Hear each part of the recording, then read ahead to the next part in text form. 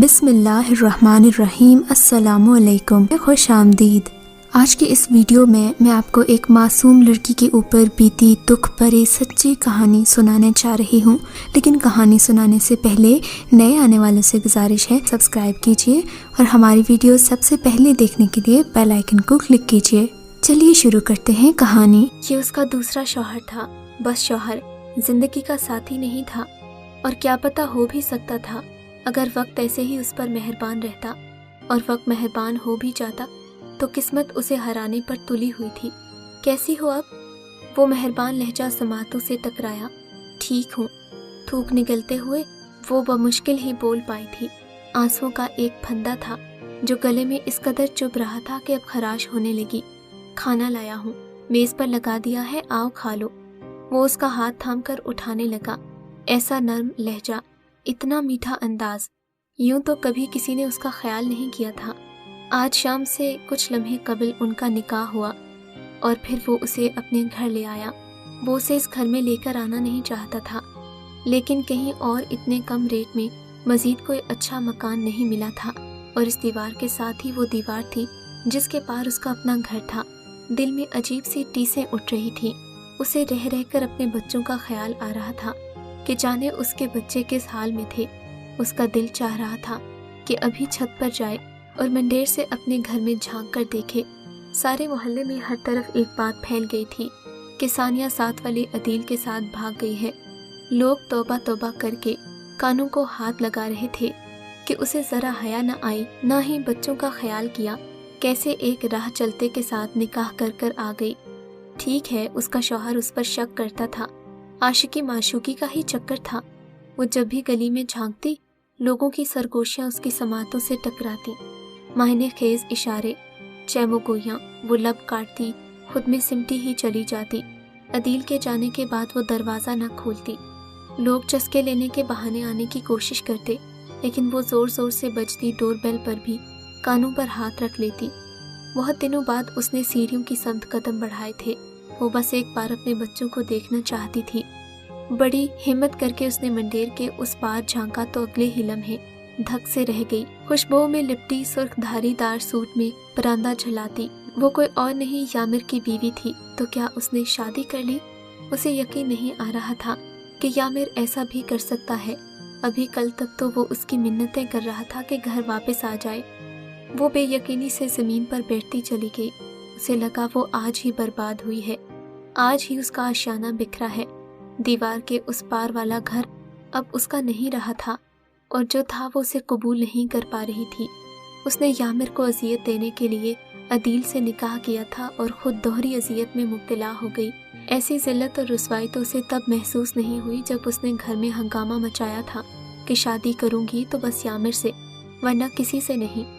بلا جھجک بے خوف ہو کر اس نے ماں سے کہہ دیا، اور ماں کا بس نہیں چل رہا تھا کہ اس کا منہ نوچ لیتی۔ وہ کبوتر باز، ایک نمبر کا نکما، آوارہ ہڈ حرام، اور پھر ان کی برادری بھی تو ہم سے الگ ہے۔ تیرے ابا کبھی نہیں مانیں گے، انہیں ماننا پڑے گا اماں۔ آگے سنگین دھمکیاں تھیں۔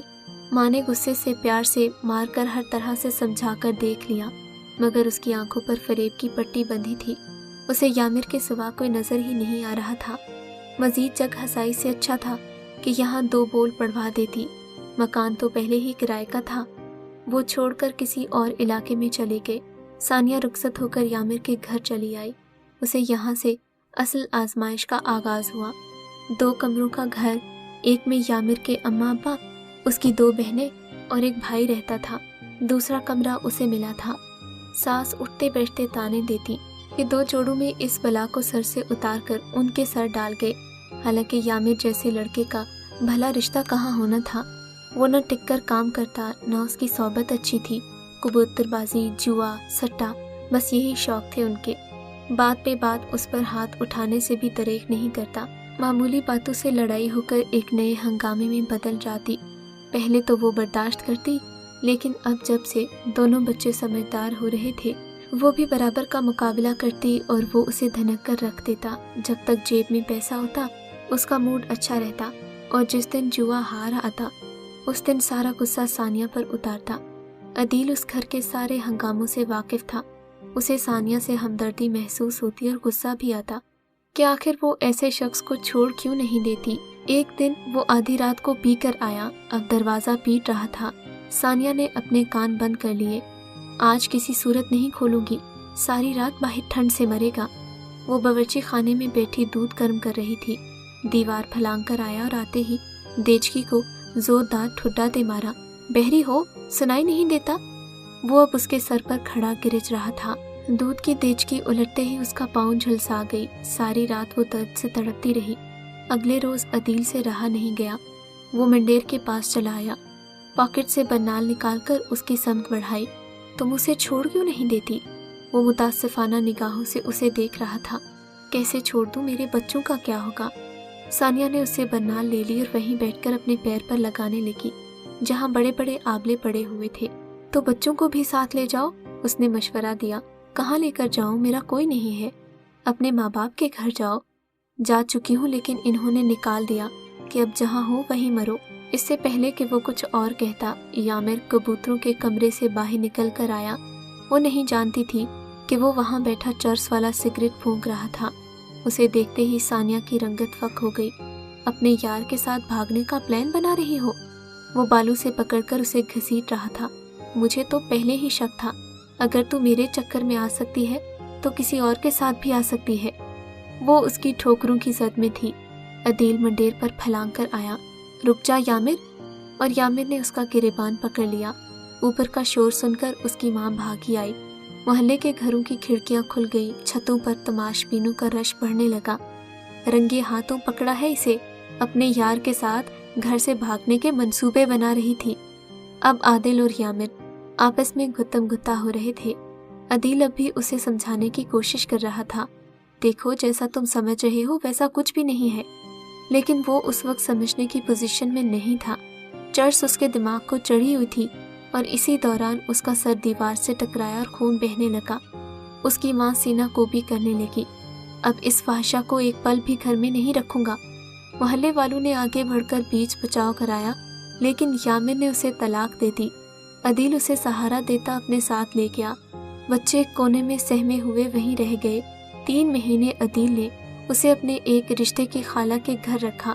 सानिया के घर वालों से बात की, मगर वो उसे रखने पर तैयार नहीं थे, क्योंकि यामिर के घर वालों ने हर तरफ ये खबर फैला दी थी कि वो अपने आशना के साथ फरार हो गई है और अदील को मजबूरन उससे निकाह करना पड़ा। कानूनी कार्रवाई के दौरान यामिर उससे मिला था। छोड़ ये तलाक वलाक और घर चल, मैं कुछ नहीं कहूँगा। वो हैरत से उसकी समत देखकर बोली, तो मुझे तलाक दे चुके हो? वो तो बस गुस्से में कह दिया था, ऐसे थोड़ी हमारा रिश्ता खत्म होता है। वो इतने आराम से कह रहा था जैसे कुछ हुआ ही ना हो। मैं अब तुम्हारे लिए नामहरम हूँ और तुम मेरी जिंदगी के भयानक ख्वाब। वो कहकर रुकी नहीं। पीछे मुगालतात का तूफान था जो उसके मुंह से उबल रहा था।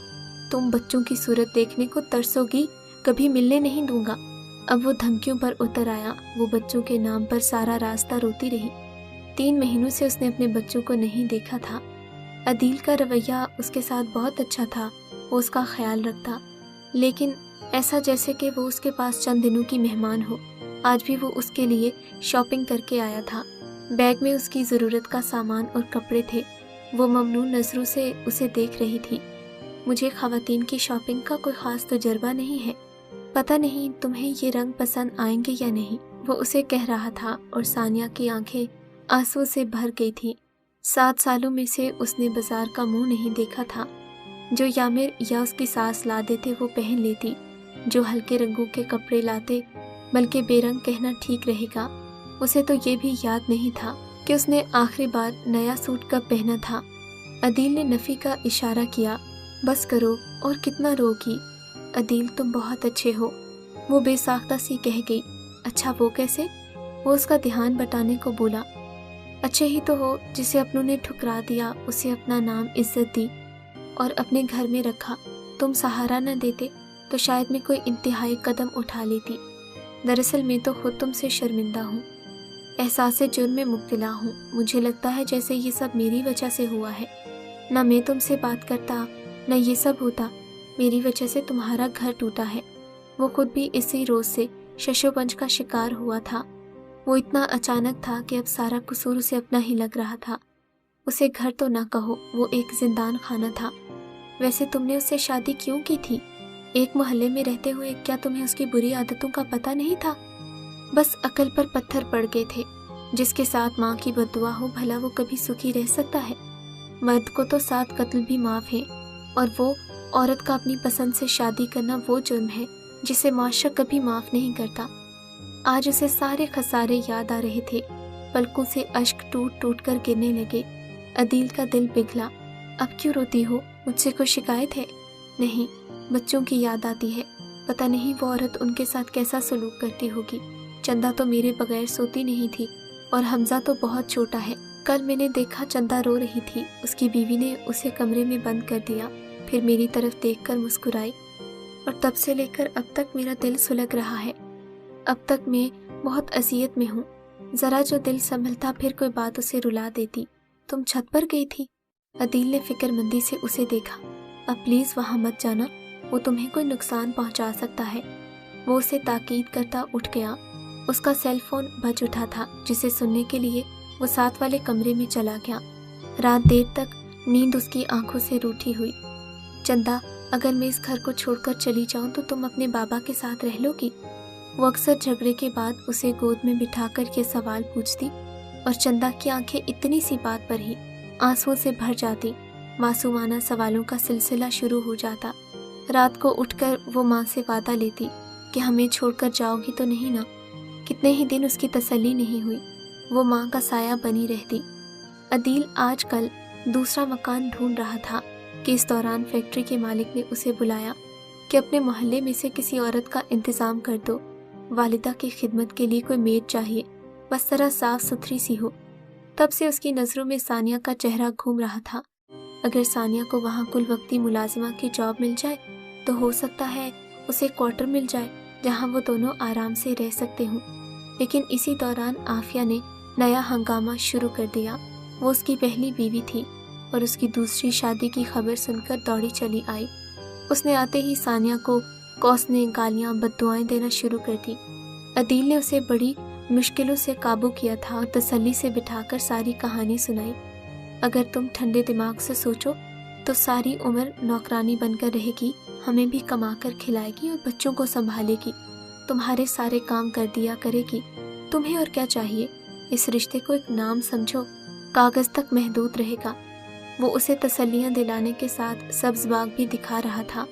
दरवाजे के साथ लगी सानिया की आंखों में पानी भर आया। वो अदील के अपने मुतालिक ख्यालात सुनने के बाद यहाँ खड़ी थी, और अब ये सब सुनने के बाद दोहरी अजियत में मुब्तला हो गई। हाँ, तो वो क्यों चाहेगा मुझे? मैं उसके सर पर तो एक मुसीबत की तरह मुसल्लत की गई हूँ ना। मेरे लिए इतना ही काफ़ी है कि एक इज्जत की छत मुयस्सर है। बस पहले हर रोज़ तन जख्मी होता था, अब तो रूह घायल हुआ करेगी। बड़ी ही बेदर्दी से उसने अपने आंसू साफ किए और अगले रोज़ काम पर चली गई। आलिया बेगम बड़ी बुजुर्ग खातून थी। इनका काम ही कितना था, नहलाना धुलाना, नाश्ता पानी करवाना, बाल बना देती और मालिश कर देती। इस काम से वो जल्दी फारिग होकर घर आ जाती, और आफिया को उसका घर आना इस कदर चुभता कि वो आते जाते बस बुड़बुड़ाए जाती। अदील हतल मकदूर कोशिश करता कि उसकी दिलजोई हो जाए, लेकिन आफिया फिर भी उसकी ना सुनती। फिर उसने मज़ीद 2-4 घरों का काम ढूंढ लिया। अब वो रात को थक हार कर ही घर आती थी। अब भी वो खाली जहन के साथ मंडेर से टेक लगाए बैठी थी। उसे अपने बच्चों को देखना था। चंद रोज कबल गली में देखा था, चंदा दौड़ती हुई उसके पास आई थी, लेकिन इससे पहले कि वो उसे बाजुओं में भरती, यामिर की माँ ने बाजू से दबोचकर उसे 2 थप्पड़ लगाए और खींचकर घर ले गई। बहुत देर के बाद उसके रोने की आवाज़ें आती रहीं।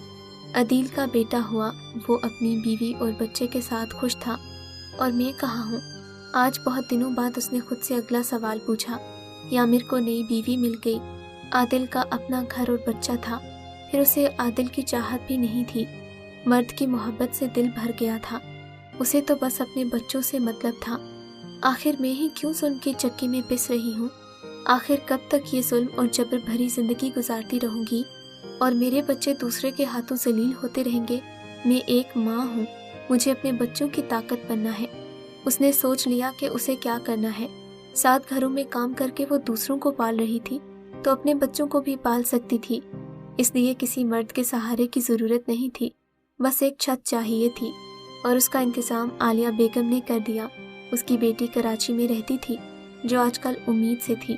उसे घर और बच्चे की देखभाल के लिए एक कुल वक्ती मुलाजिमा की ज़रूरत थी। सानिया ने आलिया बेगम से सब तय करके वहाँ जाने का फैसला कर लिया। यामिर ने सारा मोहल्ला सर पर उठा रखा था।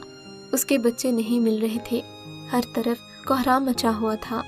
उसकी माँ गली में खड़ी बेन डाल रही थी। बच्चे अपनी माँ के साथ ट्रेन में बैठे एक नए सफ़र की तरफ गामज़िन थे। सानिया आज खुश थी। आज उसने सही मानों में यामिर को दोहरी अजियत का मतलब समझाया था। एक माँ अपने बच्चों के लिए चट्टान की तरह मजबूत होती है और अगर वो मुस्बत सोचे तो एक छोड़ कई रास्ते निकल आते हैं। अगर आपको ये कहानी अच्छी लगी है तो इस वीडियो को लाइक कीजिए और इस तरह की मज़ीद वीडियोस देखने के लिए हमारे चैनल को सब्सक्राइब कीजिए।